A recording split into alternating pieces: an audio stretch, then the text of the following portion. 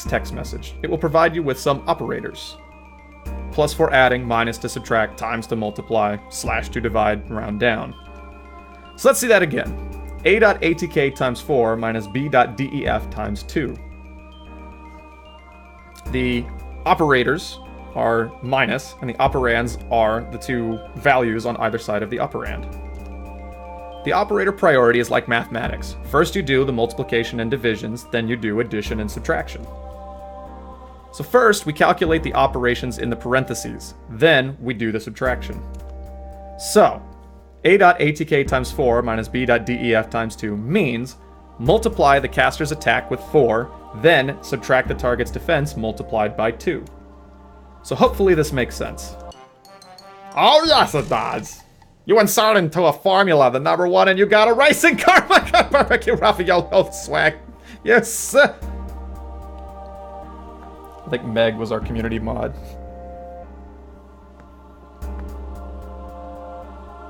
If she's still there.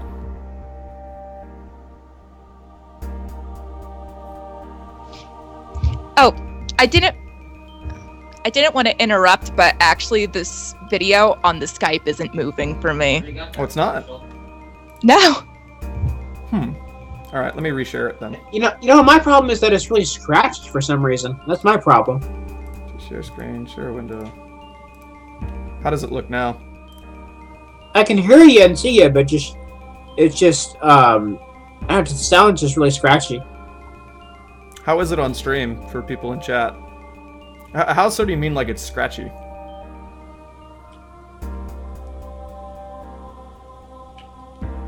More. Like the music, I don't know. It's just really rough. It's kind of like how you'd hear what an old Atari game might sound like. Really? It's that bad. I think that's probably just the limitations of screen share on Skype. Well, he's talking about the sound though. The sound shouldn't be odd on Skype at all. How does it sound to you, Chioxer, and Meg?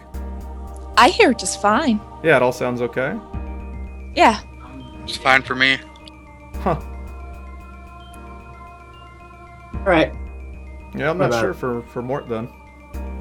So if I progress the screen then, does it still look like it's moving on to you, Meg?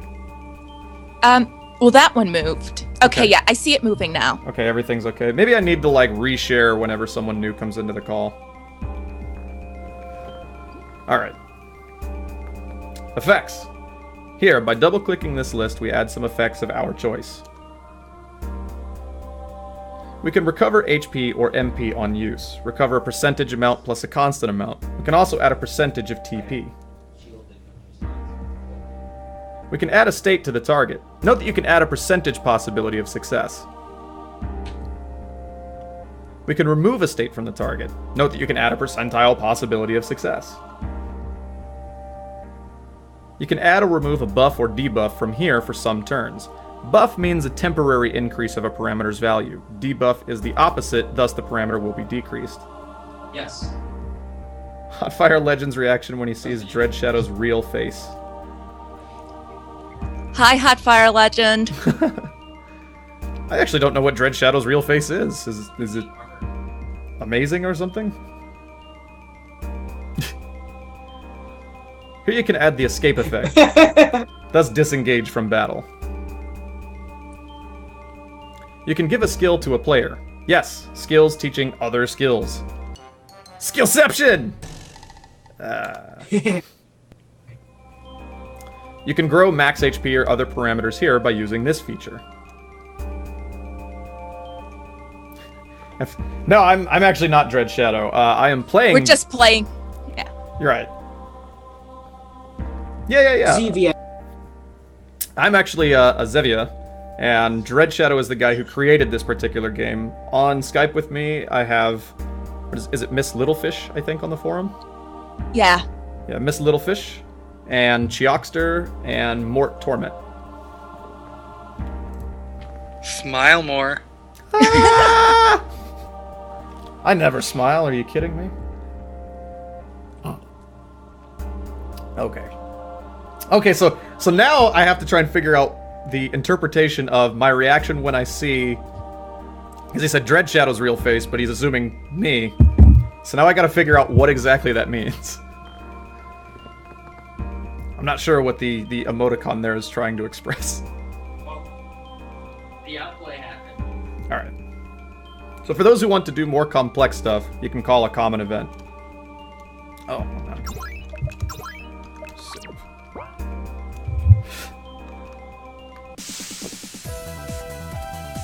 What is this one? The Gazer from Incompatible Scripts. I guess I'll go after that guy. Surprise. And it's what Shadow does all the time. I see.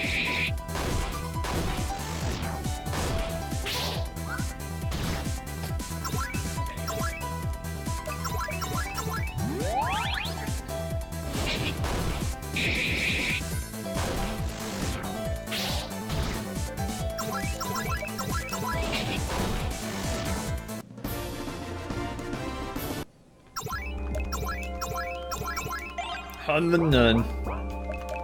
She hasn't talked in a very long time. No. Yeah, it's just so much boring man conversation.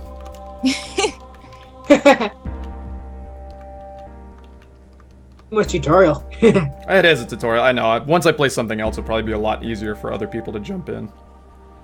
How about checking out the Items tab now?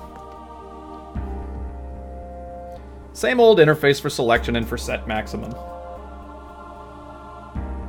Name is for the item name. Description appears on the item menu when you select the item. As for icon, it helps once again to classify what this item is all about. Item types are two, normal and key items. You declare an item as key item using this. Price is a default price for the item. If it's used on shops, or it is used on shops if no price will be set. That's why I told you not to set prices on a shop event if there's no reason. You set default prices here. Consume options are yes or no. Yes means the item is used and then disposed. No means you can use it multiple times forever.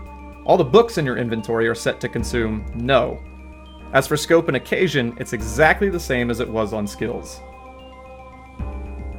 Invocation is also the same as in the skills section, so no reason to repeat ourselves here. Same goes for effects. See the common event called by the book? This is how you can do it. I consume meant eat. I mean, I guess in some case you could look at it that way. If you have consume set to yes, then you're eating your item. I mean, I don't see why you can't... It can just mean that you use something too. Yeah.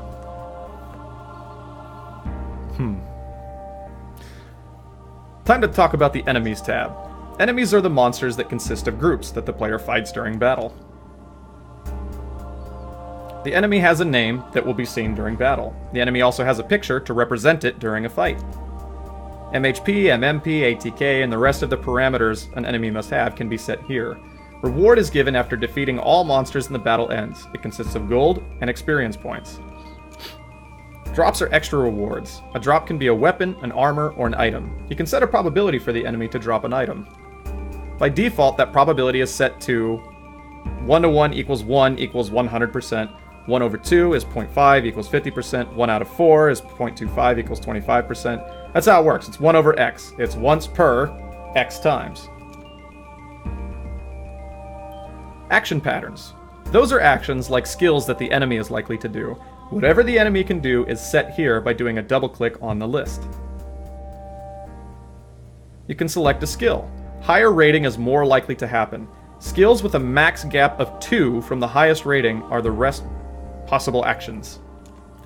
The highest rating is the highest rating of an action that has all its conditions fulfilled, and that way we come to the third part of the menu, the extra condition. You can set conditions to some actions. For instance, you can make an enemy behave differently to a low-level character than a high-leveled one. Some of those conditions just declare when exactly this action will be available. Most of them refer to... Hurry, take it! Shh! Oh shit. Oh, it's What the hell? I don't know. Someone's very angry in the background there. He's playing League of Legends. God, stop feeding the bottom lane! top lane fed hard. Ah. 4-0 Draven GG. League of Legends. Most of them refer to enemy parameters like HP, MP, or if the enemy will be in a state. And then you go to the Troops tab. Remember when you right-clicked on a map name and selected map properties? You could set encounters there. You encounter troops. So let's take a look at that Troops tab. Same interface here too. You add a troop name, never seen in the battle, and then you add enemies. The troops are groups of enemies. See the battle test button? Yeah, so to Hotfire's comment about why not have the gaps of, just 1, 2, and 3. Let's say... That'd be a good example, because I use that all the... Like, I've got some abilities where I'll have it set to, like, priority 10, but only if a particular condition is met, and then everything else will be in the range of, like, 4, 5, and 6, or something like that. And so that assures that, if this particular condition is met, always do this number 10 thing, because it'll be much higher than everything else. So there is a reason to have a 1 through 10 value system. Sometimes I actually wish it went a little bit higher. But I can get into that later, or someone else can if they want to do a tutorial about creating better enemy AI. You can actually set a party using this menu, and then battle test the enemy troops to check out if you have a balanced game or not. It's a very useful feature. Right-clicking the enemy, you can set it halfway to appear. Then using event commands, you decide when the enemy will appear during battle. Hi Zentona. Yes, I do work with RPG Maker. I'm very familiar with RPG Maker VX Ace. I don't know if anyone else on stream at the moment is familiar with a different maker. I'm more familiar with 2003, like I said. Right. Although you said you don't use RPG Maker, right? You just play games. I mostly use VX. I said yeah, but sorry. What do you use? I use VXAs. I think everyone besides me here does. Probably. It's just fine. Now take a look below that. There's an eventing interface. Here you can actually create event pages. You can add event commands as usual. Battle event commands make sense here since you're eventing into one of the troops. The only real difference is the conditions. One is at the end of the turn. Easy. Another condition option we see is at a certain round and every X rounds, where X is an integer. Have I made any games I can check out? I have a project that I'm currently working on that's about 4 or 5 hours of playthrough. If you're looking for games to check out, though, definitely browse the RPG Maker web forums. There's a whole section of completed games and project development. RPGMaker.net has a number of games you can try out. Yes, RPGMaker.net is made of God and wood. It has thousands of games that go way back past decades. Really, check it out. It's amazing. I think there might be specific .nets for each one, too, because I know there's an RPG Maker VXAce.net that is specifically for that maker. No. There are games all over the place, though, if you just browse the official website in RPGMaker.net. And yeah, if you want some good suggestions for 2003 games, contact me. I can give you several. Example. If set at round 2 and every 3 rounds, the event will occur at round 2, then at rounds 5, 8, 11, 14, 17, 20, 23, 26, 29, 32, etc. You can also use a switch, or check if the actor's HP or a certain enemy's HP are less than a certain amount. Is there anything to explore in here? No? Okay.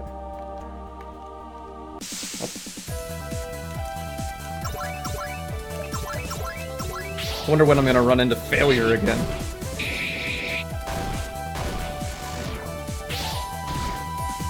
Does someone else wanna... Oh, who was... Was it you, Meg, voicing the new form of failure? Yeah, like the elven-ish form of them. Right. The pretty failure. The pretty failure. Wasn't that actually his name? He was called Pretty Failure? Yeah, well, I don't know if that was his name, but he said he is as pretty or as ugly as you see him. Right.